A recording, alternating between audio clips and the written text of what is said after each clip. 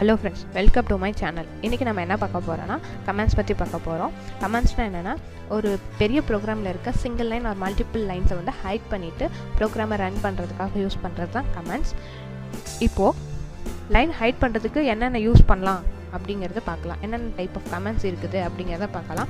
First one வந்து double forward slash. அது use பண்ணால் சிங்கிள் லைனை ஹைட் பண்ணிக்கலாம். ஒவ்வொரு சிங்கிள் லைனை ஹைட் பண்ணுறதுக்கு ஒவ்வொரு சிங்கிள் லைனுக்கு ஃப்ரண்ட்லேயும் டபுள் ஸ்லாஷ் போடணும்.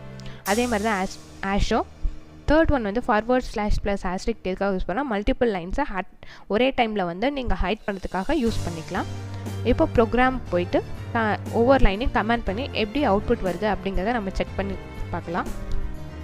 இப்போ நம்ம ஆல்ரெடி பார்த்த சிம்பிள் PHP ப்ரோக்ராமே எடுத்துக்கலாம், வேரியபிள் டிக்ளரேஷன் ப்ரோக்ராமே எடுத்துக்கலாம். ஃபர்ஸ்ட் 2 வேரியபிள் டிக்ளேர் பண்ணியிருக்கோம், அடுத்தது 2 வேரியபிளை வந்து பிரிண்ட் பண்ணியிருக்கோம்.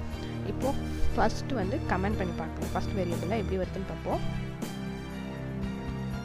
பார்த்தியா, கமெண்ட் ஆகிடுச்சு. ஸோ இப்போ வந்து உங்களுக்கு அந்த வேரியபிளோட அவுட்புட் வராது. நெக்ஸ்ட் லைனையும் கமெண்ட் பண்ணிப்போம். இதுவும் கமெண்ட் ஆகிடுச்சு. இப்போது 2 வேரியபிளையும் நம்ம கமெண்ட் பண்ணிட்டோம். ஸோ அவுட்புட் எதுவுமே வராது. இப்போது வேரியபிள் மட்டும்தான் கமெண்ட் பண்ண முடியுமா, பிரிண்ட்டை கமெண்ட் பண்ண முடியாதா அப்படின்னு பார்ப்போம். பிரிண்ட்டையும் கமெண்ட் பண்ணலாம். ஸோ இப்போ டெக்ஸ்ட்டுங்கிற வேரியபிள் இருக்க வேல்யூ வந்து உங்களுக்கு அவுட்புட்டில் டிஸ்பிளே ஆகாது. இப்போ ஸ்லாஷ் யூஸ் பண்ணிட்டோம். நெக்ஸ்ட் வந்து ஆஸ்ட்ரிக் யூஸ் பண்ணலாம். ஆஷ் யூஸ் பண்ணாலும் சேம் கமெண்ட் ஆகிடுச்சு. பட் சிங்கிள் லைன் மட்டும்தான் கமெண்ட் ஆகிருக்கு. ஆஸ்ட்ரிக் யூஸ் பண்ணுறோம். இப்போ பாருங்கள், அது யூஸ் பண்ணிட்டு என் லைன் கொடுக்காதனால அதுக்கு கீழே இருக்க எல்லாமே கமெண்ட் ஆகிடுச்சு.